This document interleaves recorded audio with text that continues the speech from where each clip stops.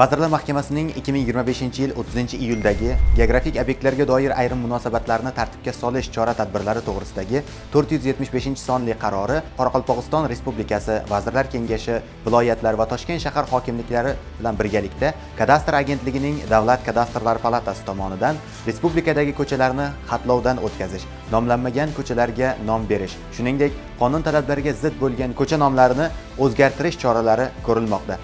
Mazkur qaror bilan tasdiqlangan ko'cha nomi va ko'chmas mulk obyekti raqami ko'rsatkichini o'rnatish tartibi to'g'risidagi nizomga ko'ra, ko'rsatkichlar Kadastr agentligining Davlat kadastrlari palatasi tuman shahar filiallari axborotlari asosida tuman shahar obodonlashtirish boshqarmalari tomonidan tayyorlanadi va o'rnatiladi.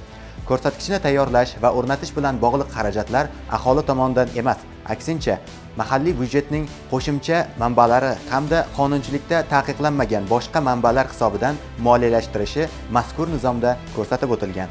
Tasdiqlangan standartga ko'ra, ko'chalarning asosi to'q ko'k rangda, undagi belgi, chiziq hamda qo'shimcha matnlar oq rangda. Yoritiladigan shakldagi ko'rsatkichlar uchun elektr energiyasi to'lovlari bino egasi, boshqaruv kompaniyalari yoki shirkatlarning mablag'lari hisobidan amalga oshiriladi. Ko'rsatkichlar 3 ta namunaviy shakl asosida, shuningdek, bino va inshootlarning o'ziga xos xususiyatlari, arxitekturaviy ko'rinishi va joyning tabiiy iqlim sharoitidan kelib chiqadigan dizayn kod asosida tayyorlanadi.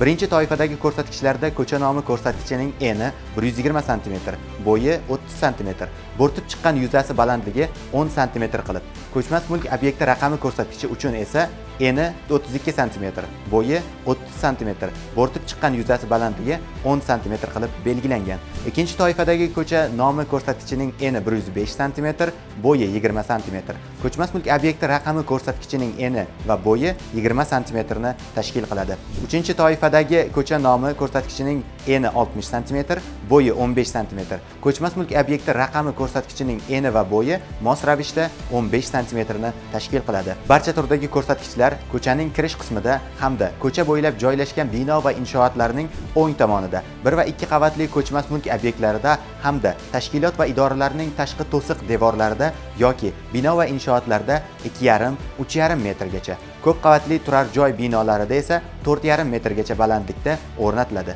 Ko'rsatkichlar o'rtacha har 300-400 metr masofada ko'chaning boshlanishi va oxirida hamda ko'chalar kesishmasida o'rnatiladi. Ko'rsatkichni bino va inshootlar fasadining transport va piyodalar harakatiga yaxshi ko'rinmaydigan, bo'rtib chiqqan yoki ichkarida joylashgan elementlariga, shuningdek, dekorativ shakllarida o'rnatilishiga yo'l qo'yilmaydi.